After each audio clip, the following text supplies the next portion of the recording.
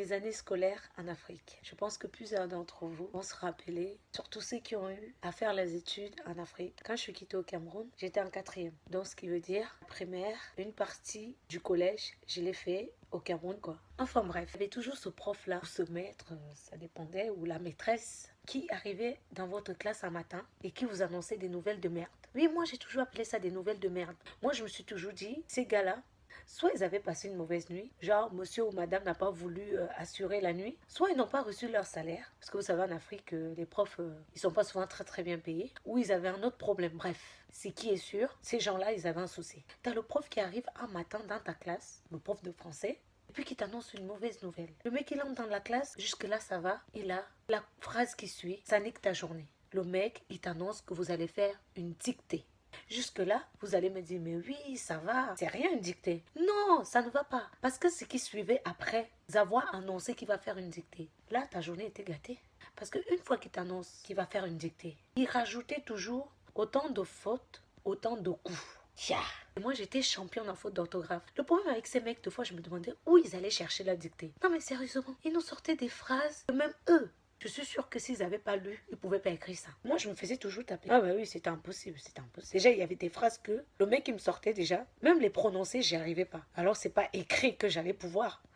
Oh là là. Et puis quand j'étais en primaire, t'avais ce maître-là qui, comme ça, au bout d'un moment dans la journée, allez, il en a marre, il en a marre. Donc il va aller peut-être boire un verre avec ses autres collègues, ou il va retourner chez lui faire la sieste pendant que vous êtes à l'école. Ah bah oui. Ah bah quand on n'est pas bien payé, on fout la merde. Bah, il y avait des maîtres comme ça qui foutaient la merde. Donc le mec, il va léguer un élève dans la salle de classe qui, pendant son absence, va diriger la classe. Il va pas nous donner cours cet élève. Par contre, s'il y a des personnes qui perturbent, qui parlent pendant son absence, donc la personne qu'on désigne comme surveillant, parce que c'est comme ça qu'on les appelait, doit faire une liste des bavards.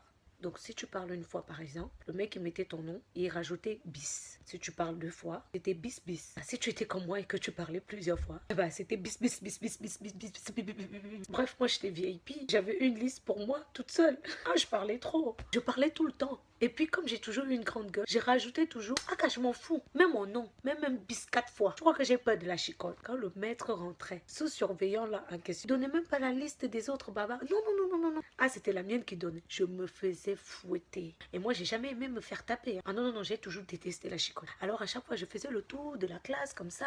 Puis ces profs-là, j'ai l'impression qu'ils avaient un petit côté pervers. Parce qu'à chaque fois qu'ils voulaient te taper, ils disaient toujours, montre-moi tes fesses. Et comme vous le savez, en Afrique, on porte des uniformes. Et puis, il rajoutait toujours, tiens bien ta tenue devant. Et puis, il prenait sa chicotte, il collait comme ça dans tes fesses. Oh, c'était violent. Ça faisait mal.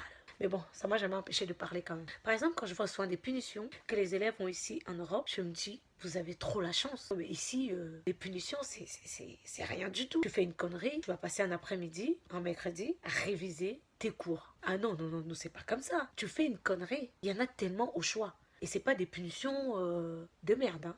Soit tu te fais taper avec une bonne chicotte, soit tu vas nettoyer des toilettes. Et quand j'ai dit toilettes, c'est des toilettes turques. Et il y en a qui ne savaient pas viser. Donc, imaginez vous-même. Ou alors, tu avais cette punition de merde. Enfin, d'ailleurs, c'était toutes des punitions de merde. Mais celle-là, c'était la pire. Où on te donnait une machette ou une houe. Où il fallait aller racler tout l'herbe qui était derrière les classes. Sachant qu'il y avait des élèves qui faisaient pipi derrière les classes. D'autres faisaient même caca.